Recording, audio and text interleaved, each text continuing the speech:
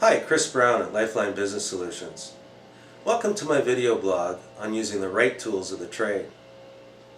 So did I hit any nerves with my last video blog on managing credit lines?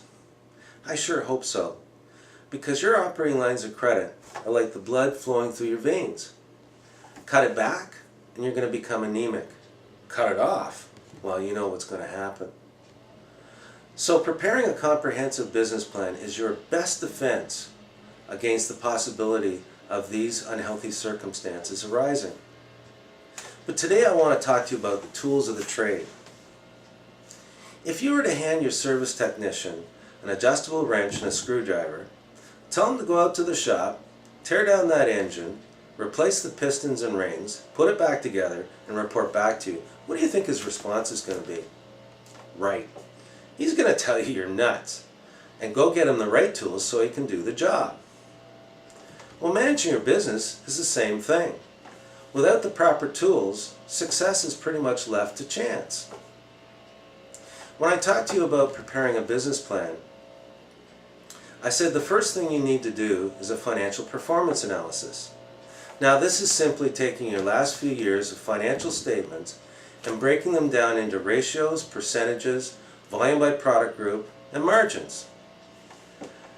This analysis will then provide you with what I call the tools or information to understand every aspect of the company from a financial perspective. Now, marry that with industry targets and you have a clear picture of where you can make changes to maximize your profitability. It's like baking a cake. If you don't have a recipe, your chances of baking that cake are slim to none. But if you have the measurements, the ingredients, and the formula to put them together, then you're going to bake yourself a beautiful cake. So what do these targets do for you?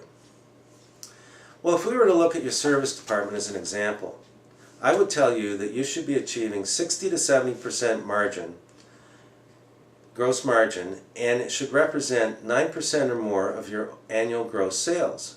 How do I know this?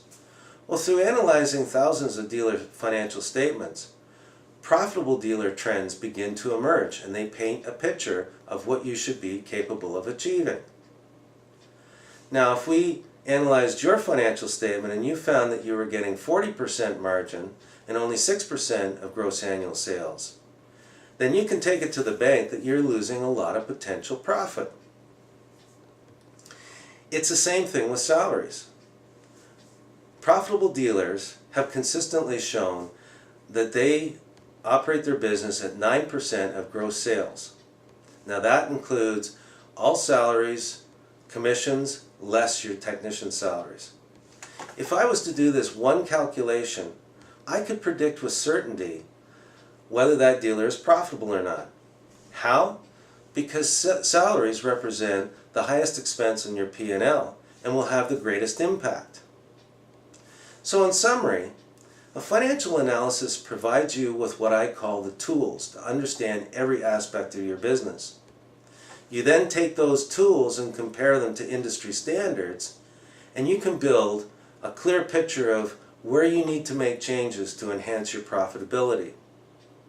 The thing that concerns me more than anything else is when an owner says to me, I don't need to do this analysis because I know what my problem is. I got too much inventory. That's probably true, but I'll bet you that there are a number of other factors that are affecting his profitability. And the only way you're going to know that is through performing this analysis and doing the comparison. If you're not comfortable with that, or you need help with these industry targets, give me a call, because I've been doing this for years. It's inexpensive and could return you tens of thousands of dollars in potential profitability. So, I appreciate your time, and I look forward to your call.